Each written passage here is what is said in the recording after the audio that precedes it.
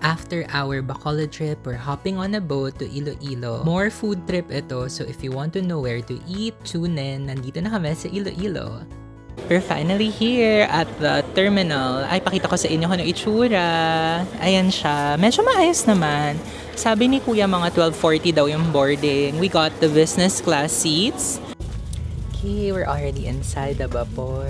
So, nahirapan kami hanapin yung seats. Apparently, yung business class seats nasa taas siya. Pero, again, language barrier. So, hindi kami nagkaintindihan ng kausap ko kanina. Sabi niya lang kasi dumaan sa gilid.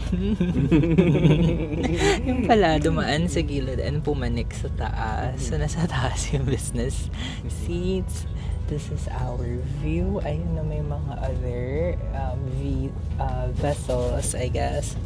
Yung baba, so yung business class seats, ganito siya o parang, it's so cushy. Ayan. Ganyan siya, super soft niya. Yung sa baba, it's malamig din naman pala, pero parang mga net-net lang siya. Alam mo, I was okay being there. Okay lang pala siya. Tapos, I guess yung likod is yung open air. So, yung sa tinignan namin sa Klook, 600 yung standard, tapos yung business is 800. Siguro mga 100 plus yung difference nila. If you could still find seats, that's not so bad. Okay, we're finally here in Iloilo. So, at ito yung port. So, yan, makita niya madaming mga ships. Tapos, wala daw Grab dito, sabi ni Ivy, yung friend ko. So, pagpaba niya naman ng vapor, there's already a taxi terminal. So, nag-taxi kami. We're going to Mega World sa St. Honor. Dun yung condo namin. Hey, we're here at our Airbnb. Dito siya sa St. Honor. Sa Mega World condominium siya. Ayan, it's so nice. Let's show everyone. Ayan, ganyan yung lobby. I think this is less than 1.5 per night, no? So, pakita namin sa inyo yung room later. May gumagawa kaya, may parang Versace na, parang fountain. Okay, mag-empty room tour tayo. Ay, Josh, wala siyang separation. Okay. Medyo madilim tong unit na to compared dun sa Bacolod unit. So, ayan, may pa-mirror. May fridge na maliit lang. Nilagay nila sa may rice cooker. May induction. Tapos may microwave. Ang laki naman ng dishwashing liquid. Ayan. Ay, in fairness, high ceiling siya. Oo. Vibe naman siya. May closet. Medyo hindi giving yung view. Oh Lord. Pero similar yung itsura dito. You could see it in my Colgate video. Wow! Ayan. Malaki naman yung shower area. Ayan. Mirror. Yung typical na bathroom sa condo. May bidet! We're going to the pool area. So, we're already in Iloilo. Ay, may mga bata na naman as usual. Mas maganda siya pag gabi, no? So, I guess dapat pala gabi kami nagpunta. So, para ang arte, no? Kala mo naman sa amin.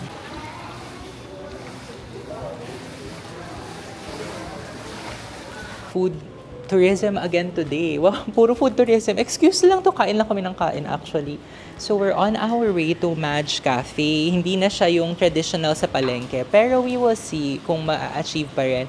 After Madge Cafe, magbabatchoy kami or molo. And then, there's Felicia's here. So excited. So eto na. Apparently, may Grab sa Iloilo. Sabi kasi ni Ivy, wala daw Grab sa Iloilo. Kuya, may Grab na talaga sa Iloilo. Ayan, so, nasa Grab na kami, di ba? Punta kami sa Atria. So, yung sa mga first days, taxi lang kami, hindi namin alam na may Grab. So, we tried. Meron naman kami na book. 91 pesos. Not bad. Oo, 91 ba talaga? Oo. Kasi it's malapit lang, kaya lang it's raining. Dito na kami sa Atria. So, ang saya, kasi ayan, makita nyo, nandito na yung Netong. Sobrang daming cafe. Ayan, may Bizcocho House, Barb's, tapos yung Felicia's, nandun lang siya sa other side. I mean, it's quite a walk. Pero, it's still Felicia's. So, kung gusto namin kumain ng cake, hindi namin mahanap yung Madge, though. Yan. So, nandito yung Madge Cafe. May AC na siya. So, ayun, hindi na siya same vibe as the one in the palengke. Pero, at least ma-enjoy mo pa rin yung coffee nila, ganyan, or yung breakfast. They tried to make it similar. Ayan, naka-display pa rin yung mga stuff, ganyan. Tapos, ayun, meron pa rin nung sa counter na display. In fairness, nakuha naman nila yung vibe. Still vibey. So, magka-coffee muna kami here. Tapos, ito yung menu. Same, may mga sandwiches and pastas and cakes. Hindi ko na-try yung cakes before. Ay, imported yung cake. It's Kalea. Kalea ba? Nakalagay Kalea. Oh, nice. Tapos yung carrot cake nandyan. Pero parang walang yung gusto ko yung mud pie.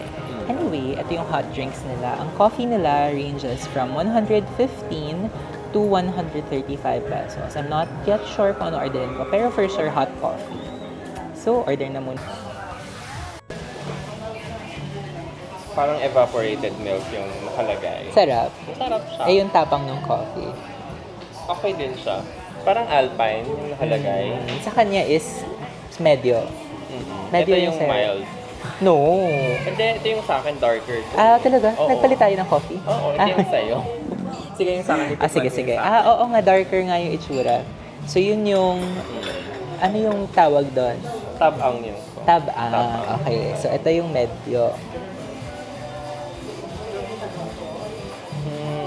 Hindi ko malasahan masyado yung milk dito. More Okay. coffee siya. Boom gising. Para mas... Yan.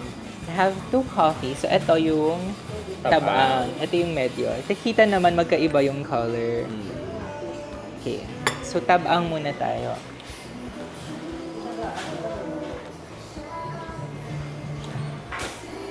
Hindi ko masyado malasahan yung coffee. Pero very milky siya. Oo, yung evaporated. I think pag nilagyan ko siya ng sugar, ang sarap nito. Shit.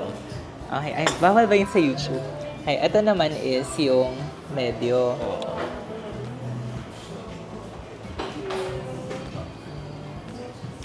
Oo nga, nalalasahan ko parang bitterness. Oo. Tapos hindi siya acidic as yung ano. So, I like this kind of coffee.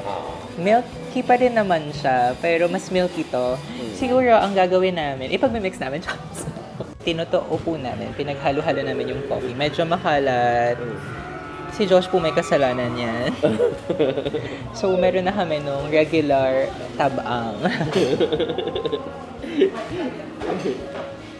Perfect siya.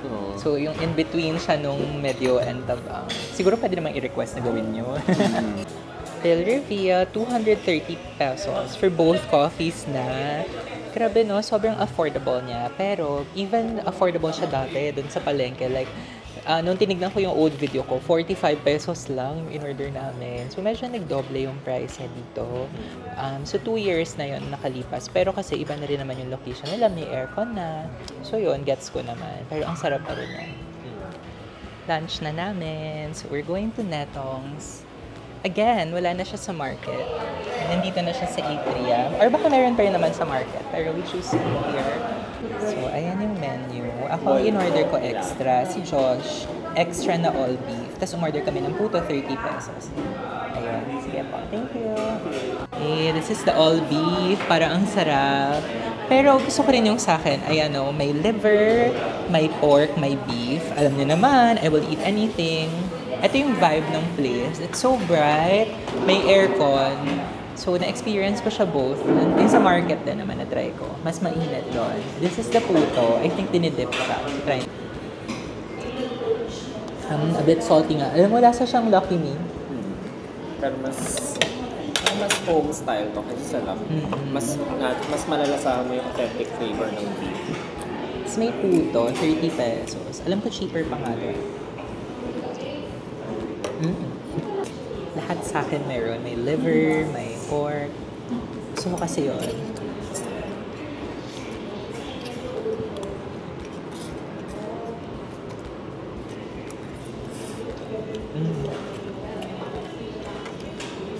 Masarap.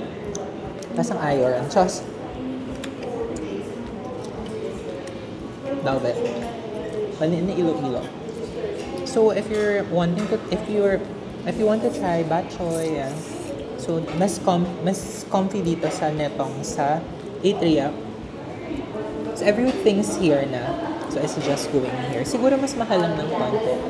Pero if you want air-conditioned place, ganyan, carry naman. Okay. Ito, Atria pa rin siya. So, I think maraming cute places. Ito, may ano siya, nothing but desserts. Cute nung mga upuan, no? May coffee break, Bourbon Street. So, punta tayo sa boardwalk. Ayan, nandito siya sa Riverside. Medyo, ano siya, parang MOA, ano, gano'n, or Rojas Boulevard vibes. Or, actually, pagpasok mo, parang Molito, parang gano'n yung peg niya. So, ito yung mga restos na makikita nyo. So, may mga Hardin, Latte. Pino nga ba siya or puno? Mukhang ang punot siya, no? I wonder what that is. Ramboy, Skogie Veggie, ayan. Giuseppe. Dapat dun kami. Kaya lang parang busog pa kasi kami. So, eto, lakad kami. Tapos parang medyo mas vibey yung mga place dito sa daan papuntang boardwalk. Parang mas hip, di ba? Oo. So, almost done na yung trip namin. So, lunch muna tayo and then we'll see you again later. Okay, nasa Atria na naman kami. Pasok nga muna tayo ng Bizcocho House to see what this is. Ganun pala itsura nun. So, ganito pala siya, butterscotch. Bakit? 75 lang. I know. Not bad, no? Okay, we have galetas. Tinayin natin siya. Ate, ano po ang galetas? Manipis na tinapay yan, sir? Matamis? Hindi po. Malinamnam. Okay. So, we're at Madge now kasi yun, naghintay kami ng matagal. Our flight is not until nighttime. So, siguro mga 2 hours pa kami here. I'm having a medio regular. Tapos si Josh daw, maghahalo-halo. Halo-halo stan siya. So, pabayaan na natin siya. Hi! Ayan na po yung halo-halo ni Josh. Ang laki. Saka it looks good. Ayan, coffee ko. Not only is it big, merong everything. Ano kaya yung green?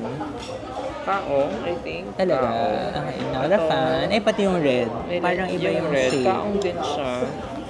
Okay. Medyo matapang siya nung wala na akong kamix.